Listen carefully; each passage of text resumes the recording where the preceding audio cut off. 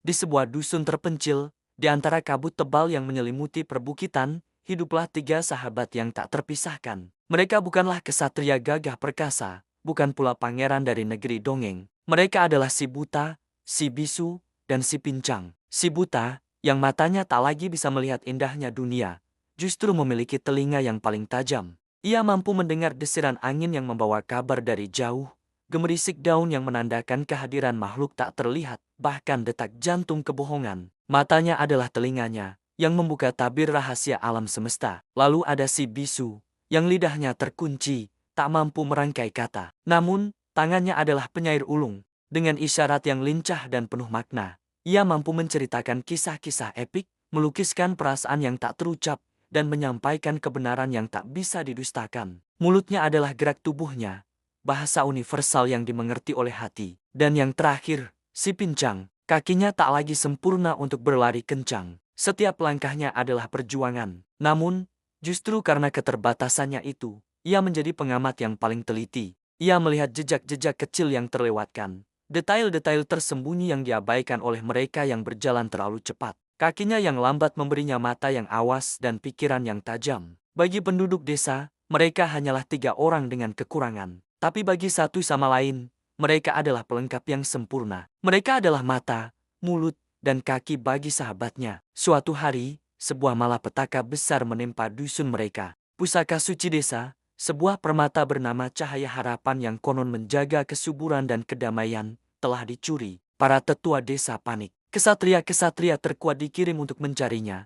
Namun mereka semua kembali dengan tangan hampa. Kegelapan dan keputusasaan mulai menyelimuti desa. Di tengah kekacauan itu, tiga sahabat kita berkumpul. Mereka tahu, ini adalah panggilan bagi mereka. Bukan dengan pedang atau kekuatan fisik, tapi dengan anugerah unik yang mereka miliki. Mereka memutuskan untuk memulai perjalanan yang mustahil, menemukan kembali cahaya harapan. Perjalanan mereka dimulai. Si buta berjalan di depan, telinganya menjadi kompas. Aku mendengar suara air terjun tersembunyi di balik tebing itu, bisiknya. Pencuri itu pasti melewati jalur rahasia di sana. Si bisu mengamati tanah dengan saksama. Ia menunjuk ke sebuah jejak samar yang hampir tak terlihat, lalu dengan gerak tangannya, ia menceritakan, jejak ini milik makhluk besar, bersisik, yang bergerak dengan menyeret sesuatu yang berat. Pasti itu sang pencuri yang membawa permata. Si pincang, dengan langkahnya yang hati-hati, menemukan sebuah sisik berkilauan yang tersangkut di akar pohon. Ia mengambilnya dan menunjukkan pada sahabatnya. Sisik itu bukan milik hewan biasa. Warnanya gelap seperti malam, tapi berkilau aneh saat terkena cahaya rembulan. Ini adalah petunjuk pertama mereka. Mereka menyusuri hutan lebat, menyeberangi sungai deras, dan mendaki gunung terjal. Setiap rintangan yang menghadang, mereka hadapi bersama. Saat jalan bercabang dan membingungkan, si buta akan mendengarkan arah angin untuk menemukan jalan yang benar. Saat mereka bertemu dengan teka-teki kuno yang terukir di batu, si bisu akan menerjemahkan simbol-simbol itu dengan gerak tangannya yang fasih. Dan saat bahaya mengintai dari balik semak-semak, si pincang yang akan pertama kali menyadarinya, melihat kilatan mata atau gerakan yang tak wajar. Suatu malam, mereka tiba di sebuah gua yang gelap dan angker.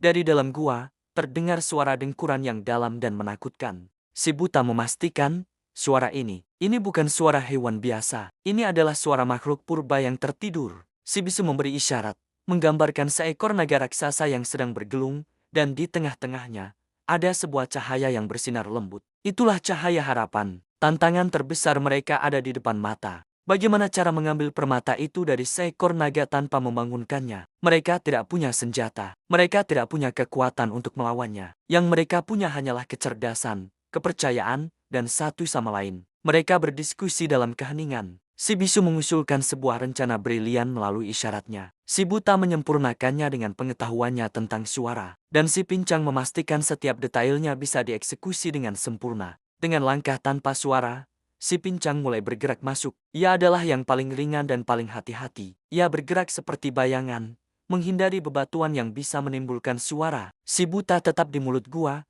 telinganya waspada penuh. Ia menjadi mata bagi si pincang, memberitahukan kapan naga itu bergerak dalam tidurnya, kapan napasnya berubah, kapan waktu yang aman untuk maju. Si bisu menunggu di luar, siap dengan sebuah seruling bambu. Jika rencana mereka gagal dan naga itu terbangun, ia akan meniupkan melodi aneh yang pernah ia pelajari dari seorang pertapa. Melodi yang konon bisa menenangkan makhluk buas, walau hanya untuk sesaat, memberi waktu bagi teman-temannya untuk lari. Di dalam gua, si pincang akhirnya mencapai sang naga. Cahaya harapan bersinar terang di bawah dagu makhluk raksasa itu. Dengan jantung berdebar kencang, ia mengulurkan tangannya. Jari-jarinya gemetar, tapi tekadnya lebih kuat dari rasa takut. Perlahan, sangat perlahan, ia mengambil permata itu. Naga itu sedikit bergerak, mendengus keras. Si buta di luar langsung memberi tanda bahaya dengan siulan pelan, meniru suara burung malam. Si pincang membeku, menahan napas. Setelah beberapa detik yang terasa seperti selamanya, naga itu kembali tertidur pulas. Dengan membawa cahaya harapan, si pincang bergerak mundur sama hati-hatinya seperti saat ia masuk. Akhirnya, ia berhasil keluar dari gua. Mereka bertiga saling memandang, meski si buta hanya bisa merasakannya. Tidak ada kata-kata, hanya anggukan kepala dan senyum lega yang terlukis di wajah si bisu dan si pincang. Mereka kembali ke desa sebagai pahlawan. Bukan pahlawan yang menebas monster, tapi pahlawan yang menggunakan akal dan persatuan. Mereka membawa kembali cahaya harapan. Desa kembali bersinar.